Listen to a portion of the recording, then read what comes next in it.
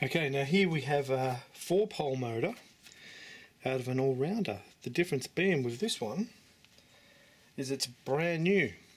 I've never had the opportunity to pull apart a brand new motor, but I'm very curious to have a look and see what the commutator looks like compared to the used one that was not working real good that we just pulled apart before.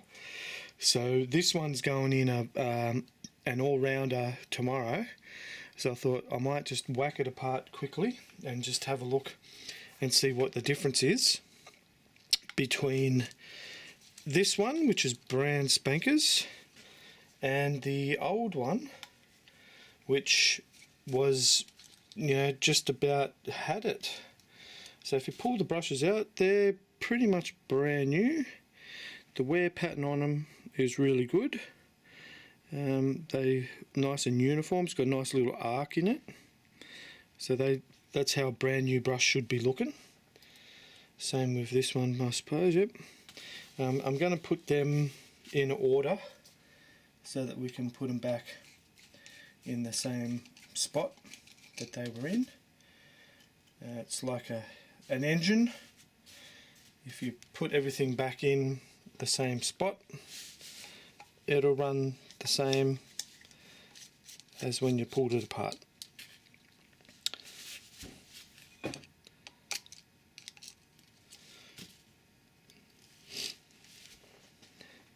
Yep, so you've got this like line in the middle. I don't know if that means that's because they're running perfect, or if that's just a thing.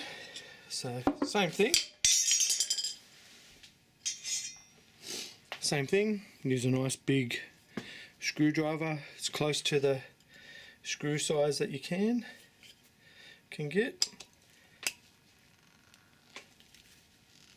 This is a brand new motor, and the torque on the screws is pretty good.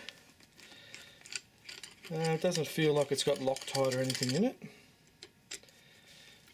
Pretty tight actually, but nothing a good screwdriver with the proper meat in it is designed to take these screws out. So we'll take these long bolts out again. No corrosion or anything, it looks pretty nice.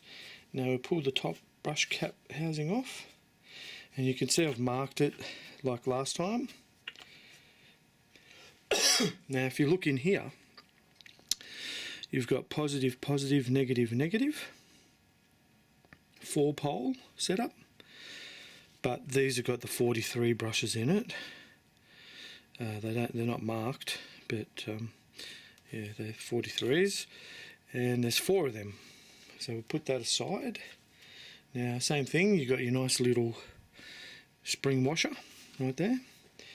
Now let's pull this out and have a look.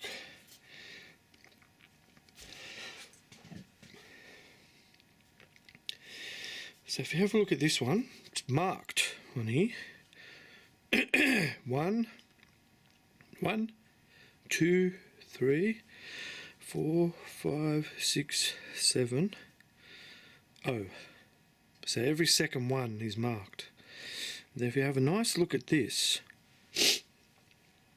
there's actually no lip at all on the ends of this commutator, except for right here.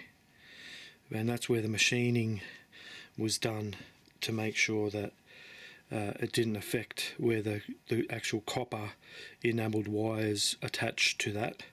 But if you look here, the brush is nowhere near as wide as that commutator, where with the last one that we pulled apart, and that slides beautifully over there, and you can tell like that's a perfect fit on that commutator there. It's just sliding like ice over that.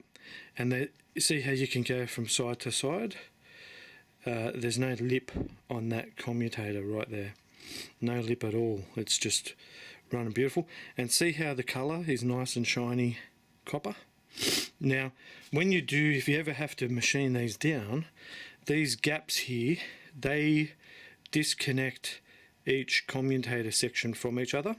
So if you put this in a lathe and machine it, if this rubs on the next one, you'll get a short circuit and it just won't move. So they've got actual machines that recut these slots.